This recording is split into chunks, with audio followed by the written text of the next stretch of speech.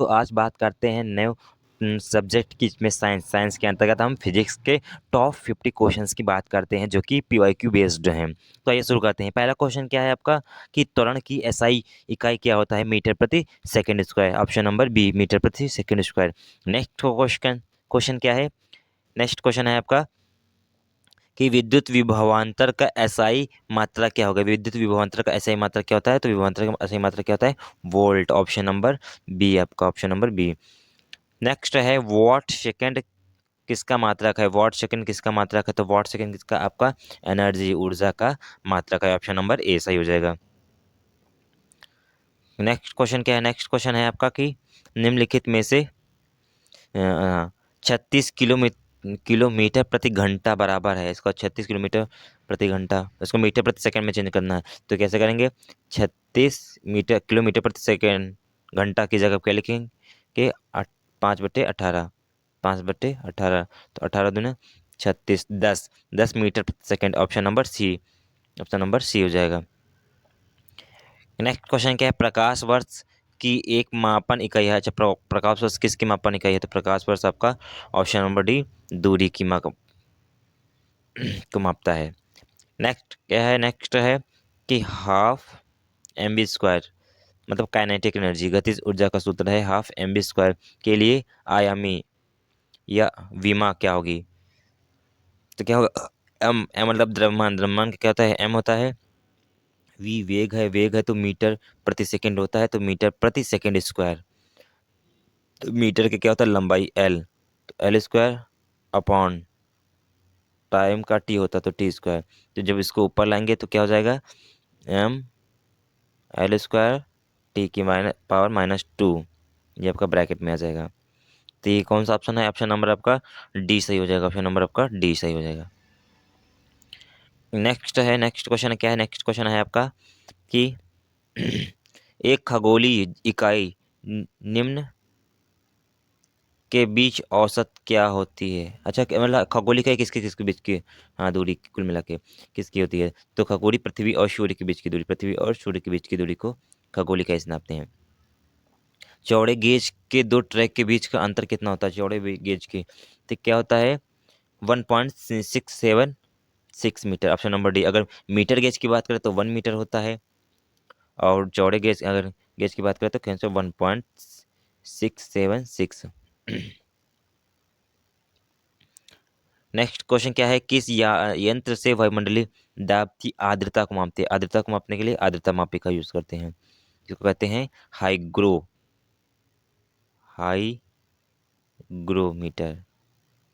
हाईग्रो मापी, hygrometer. Next क्या है? नेक्स्ट है आपका कि वायुमंडलीय दाब को किसके द्वारा मापते हैं? तो वायुमंडलीय दाब को किसके द्वारा? Barometer. Option number D, barometer.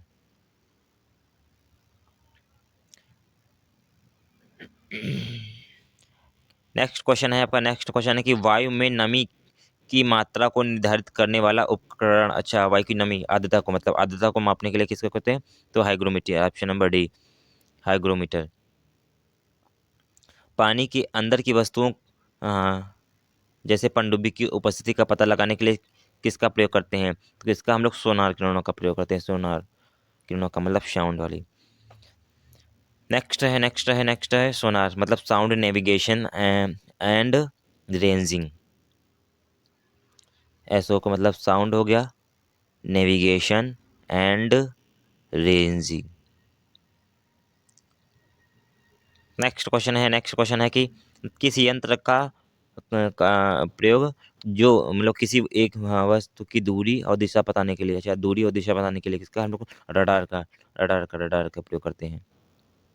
Option के हिसाब से संवेग का सूत्र क्या होता है? मीटर प्रति सेकंड स्क्वायर। प्रति नहीं होगा, पी इज इक्वल टू क्या होता है? M b. तो m b, p is equal to m b, द्रव्यमान इंटू वेग, द्रव्यमान इंटू वेग। Option number A. Next question क्या है कि यदि किसी वाहन का दूरी ग्राफ क्षैतिज अक्ष के समानांतर है तो वह वाहन आगे बढ़ रहा है। अगर दूरी के ऐसे सेम सेम है तो बीच में क्या हो जाएगा? पैरेलल है तो मतलब जीरो। तो मतलब क्या हो रहा है? तो 0 किलोमीटर स्पीड की आप स्पीड पे, मतलब डिस्टेंस और दूरी बराबर तय कर रहा है, तो उसका जो जो अगर पूछेंगे तो चाल क्या होगी इसकी, तो 0 रहेगी। Option number D. नेक्स्ट क्या है, यदि समय t इज इक्वल टू 0 पर किसी स्कूटर का वेग 21 मीटर प्रति सेकंड है और इसकी गति 50 मीटर सेंटीमीटर प्रति सेकंड स्क्वायर है की दर से कम हो रही है, तो 4 सेकंड के अंत में यह स्कूटर कितनी दूरी तय करेगा।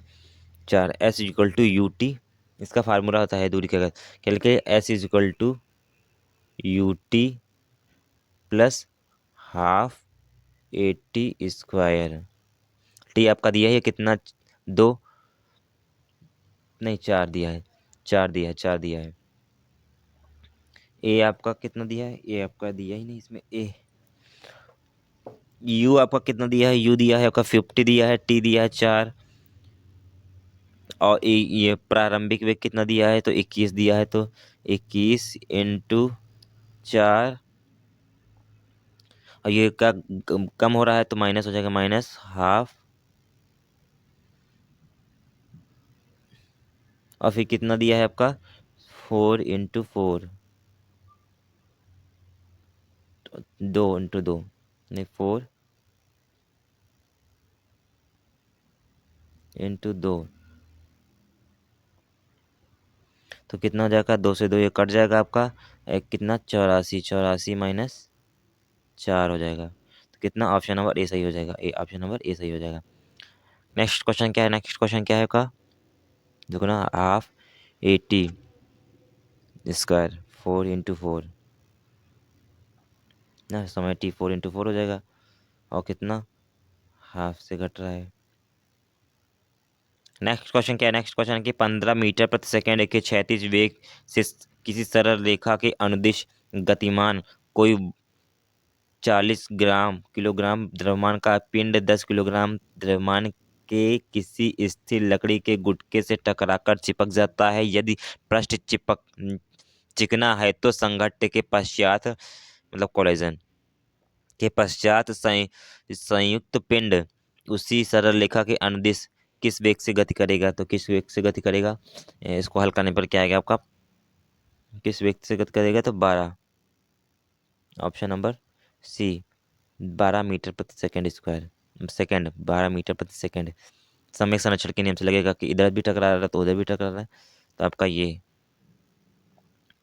संवेग मत बताता है एम इंटू वी होता है, तो एम इंटू वी, दोनों संवेग संरक्षण के नियम से इधर से भी टकराएगी तो वस्तु उधर भी टकराने वस्तु का जो योग होगा बराबर होगा, तो हिसाब से ऑप्शन आपका जाएगा सी। नेक्स्ट क्वेश्चन क्या है, नेक्स्ट क्वेश्चन है आपका कि कोई पिंड ये इस प्रकार गति करता है कि उसके द्वारा चली गई दूरी के लिए समय के वर्ग के अनुपाती इस पिंड के गति के विषय में क्या निष्कर्ष किया जा सकता है, क्या निष्कर्ष किया जा सकता है, कि पिंड का त्वरण नियत है, पिंड का त्वरण नियत है, कांस्टेंट है, सबसे तो पिंड का त्वरण कांस्टेंट है, कांस्टेंट वेग से बढ़ रहा है, कांस्टेंट है ना, कांस्टेंट वेग यदि कोई पिंड दो क्रमागत समान दूरियां v1 और v2 चालों को तय करता है तो पिंड का औसत चाल कितनी होगी, तो पिंड का औसत चाल आपने फार्मूला पढ़ा ही होगा, क्या होता है, 2 into v1 v2 upon v1 plus v2, option number D, 2 into v1 v2, जब दूरियां समान हो, जब दूरियां समान होती ना, तब इसके लिए ये फार्मूला लगता है, ये मैथ में भी आपका काम आता है।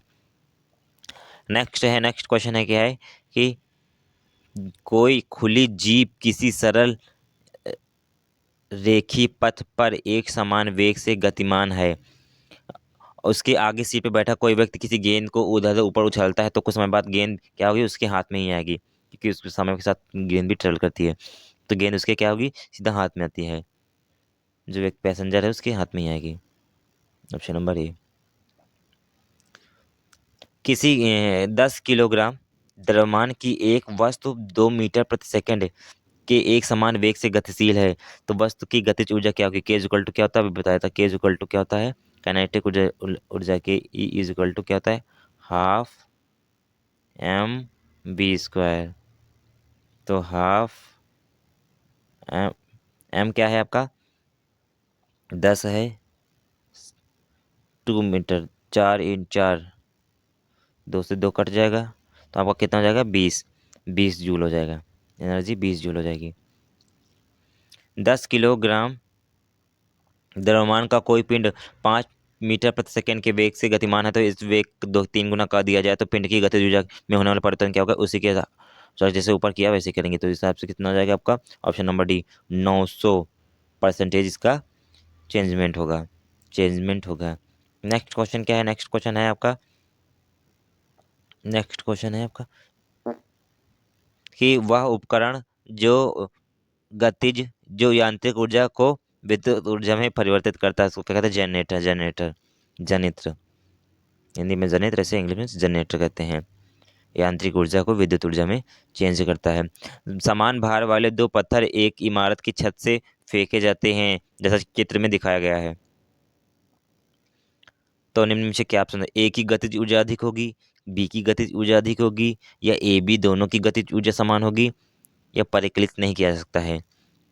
तो अगर डिस्टेंस के हिसाब से देखें तो बी जो ज़्यादा ऊंचाई के हिसाब से भेजा जा रहा है, तो बी की गतिज ऊर्जा क्या होगी, ज़्यादा होगी ए की अपेक्षा। तो option number B.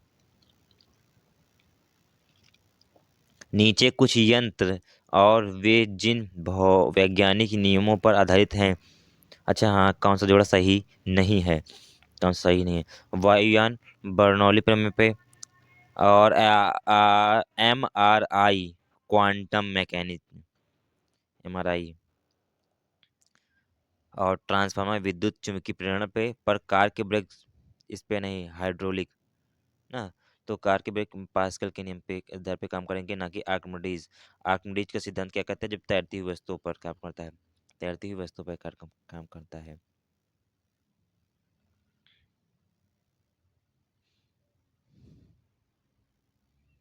Next question क्या है कि एक लालटेन में तेल की बाती में की विशेषता के कारण, अच्छा तेल पर चढ़ता है तो इसके कारण, वैसे तो केशकत्व होता है, केशकत्व पर, केशकत्व भी किस पे निर्भर करता है, केशकत्व के कारण, परंतु केशकत्व भी आपका किस पे निर्भर करता है, कैपिलरीज, किस पे काम करता है आपका, तो पृष्ठ तनाव, option number D. Next question क्या है कि एक लोहे का जहाज में पानी, अच्छा एक लोहे का जहाज पानी में तैरता है, जबकि लोहे की गेंद पानी में डूब जाती है, इसका क्या है, तो इसका काम करता है भाई, अब मतलब आर्किमिडीज का नियम, तैरने वाली वस्तु पे काम करता है आर्किमिडीज का नियम। घनत्व तो जाता है उसके अपेक्षा, घनत्व कम होता है, और फिर क्षेत्रफल भी बढ़ जाता है, तो घनत्व अपने हिसाब से बढ़ता घटता है। निम्नलिखित में से कौन सा कथन सही नहीं है,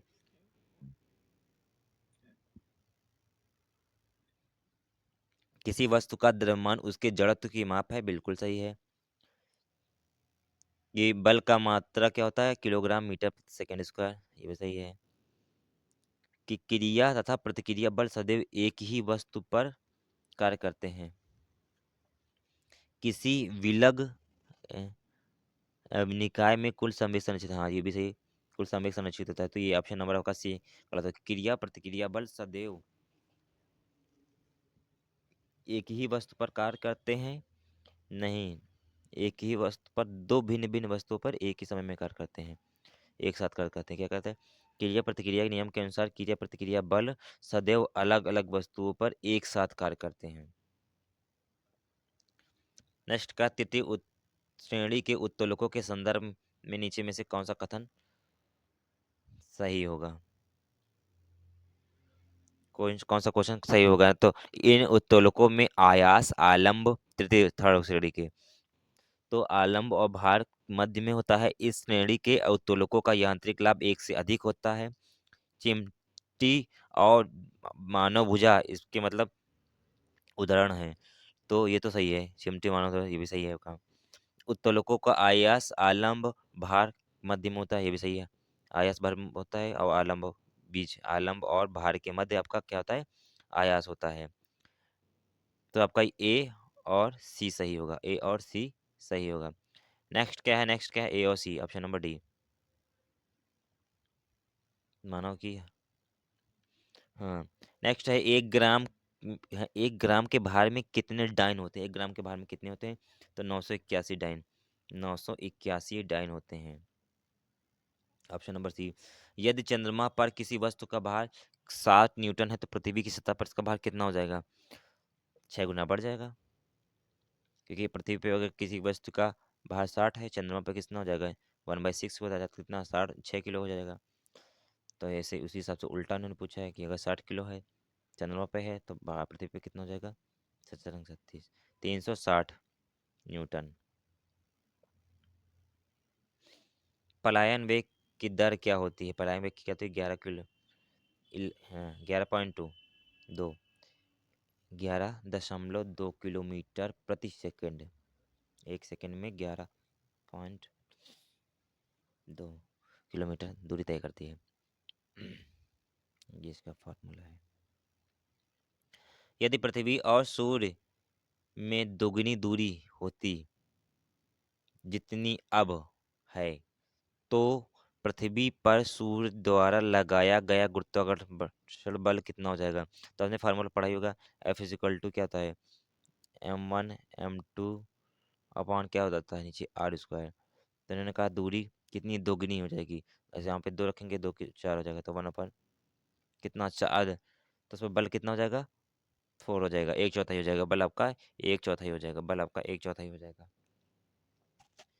नेक्स्ट क्या है? नेक्स्ट क्वेश्चन है आपका कि उत्तल दर्पण द्वारा बनने वाला प्रतिबिंब कैसा होता है? उत्तल दर्पण कैसे होता है? तो आभासी और सीधा होता है। उत्तल दर्पण क्या होता है? आभासी और सीधा। ऑप्शन नंबर ए, आभासी। बहुरूपक दर्शक द्वारा बनाए गए रंगों के प्रतिबिंब जब प्रकाश स्रोत के सामने रखे जाते हैं तो क्या होती है? तो क्या होती है? परावर्तन की घटना होती है, परावर्तन की घटना होती है। ठीक। अरे जैसे डीजे में आपका लाइट लगी होती है ना, उस हिसाब से पूछता है, तो वही रिफ्लेक्ट होता रहता है ना। किरण का परावर्तित, हाँ, किरण से सामान्य सतह तक मापा जाने वाला कोण क्या होता है? परावर्तक कोण हो जाता है, परावर्तन कोण। नेक्स्ट क्या है? क्वेश्चन क्या है? नेक्स्ट है आपका कि निम्नलिखित में से किसका प्रयोग कारों की हेडलाइट में किया जाता है? तो अवतल दर्पण का प्रयोग हेडलाइट में किया जाता है। अवतल दर्पण का प्रयोग आपका हेडलाइट में किया जाता है। नेक्स्ट क्वेश्चन क्या है कि निकट दृष्टि दो दूर दृष्टि था, दीर्घ दृष्टि दोष निकट दृष्टि था। निकट दृष्टि दोष दूर दृष्टि दोष, दूर दृष्टि था। देखो, निकट दृष्टि दोष में आपकी निकट की वस्तुएं दिखाई देती हैं परंतु दूर की वस्तुएं नहीं दिखाई देती हैं। अगर बात करते हैं दीर्घ दृष्टि दोष में, तो आपकी दूर की वस्तु दिखाई पड़ती है परंतु निकट की नहीं दिखाई पड़ती। तो उस हिसाब से तो ऑप्शन आपका दोनों सही हो जाए, क्योंकि निकट दृष्टि दोष में दूर की दृष्टिता होती है। नहीं नहीं, निकट की दृष्टिता होती है, और दीर्घ दृष्टि दोष में दूर की दृष्टिता होती है। तो ना ही ये हो जाएगा, ना ही सही ये हो जाएगा, तो ऑप्शन नंबर बी हो जाएगा। Option number B. अपवर्तन प्रकाश के एक पारदर्शक माध्यम से दूसरे में प्रवेश करने पर प्रकाश की चाल में परिवर्तन के कारण होता है। दूसरा ऑप्शन क्या है? जल का अपवर्तनांक 1.33 होता है। तो अपवर्तन प्रकाश के एक पारदर्शी माध्यम से दूसरे में प्रवेश करने पर प्रकाश की चाल में परिवर्तन होता है। तो बिल्कुल सही है, जल का अपवर्तनांक 1.33 होता है। तो ये भी सही है, ये भी सही है, दोनों सही हैं।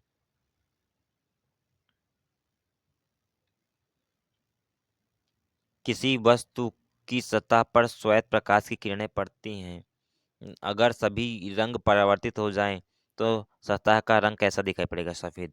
तभी तो परावर्तित हो जाएंगी, रेनबो, रिफ्लेक्ट। सफेद सफेद सफेद सफेद सफेद। नेक्स्ट क्वेश्चन क्या है? नेक्स्ट है यातायात को रोकने के लिए या यातायात संकेतन में लाल रंग का प्रयोग किया जाता है, क्यों? क्योंकि यह कम प्रकीर्णित होता है और आसानी से लंबी दूरी तय करता है। ऑप्शन नंबर सी। लाल रंग की रोशनी में हरे रंग के पत्ते वाले पौधे किसमें दिखाई देंगे? काले रंग की। जब एक व्यक्ति तेज प्रकाश से अंधेरे कमरे में प्रवेश करता है तो कुछ क्षण के लिए कुछ दिखाई नहीं देता है और आहिस्ता से उसे धीरे धीरे दिखाई देने लगता है। क्यों? क्योंकि उसकी परितालिका सिकुड़ जाती है। एकदम से जब लाइट वाले रूम में जाएगा तो उसकी परितालिका होती है वो सिकुड़ जाती हैं, फिर धीरे धीरे धीरे अपने नॉर्मल कंडीशन में आती हैं। आइरिस। पानी में डाली गई छड़ निम्न में से किस कारण से उठी हुई दिखाई पड़ती है? तो किस कारण से उठी हुई दिखाई पड़ती है? अपवर्तन के कारण, प्रकाश के अपवर्तन के कारण, प्रकाश के अपवर्तन के कारण, प्रकाश के अपवर्तन के कारण। नेक्स्ट क्वेश्चन क्या है? नेक्स्ट क्वेश्चन है आपका, जब दो समानांतर शीशे एक के सामने एक वस्तु रखी जाती है तो प्रतिबिंब कितने अनंत बनते हैं? प्रतिबिंब अनंत बनते हैं। मृत तृष्णा क्या है? तो मृत तृष्णा क्या है? यह एक दृष्टि भ्रम है, दृष्टि भ्रम है, दृष्टि भ्रम है, दृष्टि भ्रम है। निम्नलिखित में से किस कौन सी रसोई सामग्री का प्रयोग पानी के हिमांक को कम करने के लिए प्रयोग कर किया जाता है? तो ये आज का लास्ट क्वेश्चन है। तो आप इसका सही आंसर क्या होगा? इसका सही आंसर क्या होगा कि निम्नलिखित में से कौन सी सामग्री का प्रयोग पानी के हिमांक को कम करने के लिए किया जाता है? तो क्या होगा? बेकिंग पाउडर नहीं, मीठा सोडा भी, ये भी नहीं, सिरका नहीं, नमक, नमक ऑप्शन नंबर ए सही होगा। तो आज के लिए इतना ही, मिलेंगे फिर नए क्वेश्चनों के साथ। तब तक के लिए धन्यवाद। और एक बात और, तो आप लोग चैनल को सब्सक्राइब करना ना भूलें और वीडियो को लाइक करके जैसी भी अपनी